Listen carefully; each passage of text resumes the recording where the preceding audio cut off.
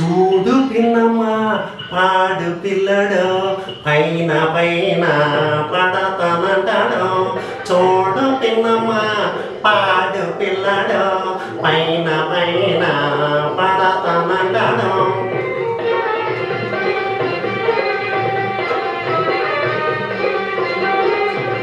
బిందెతోటి నీళ్ళకెళితే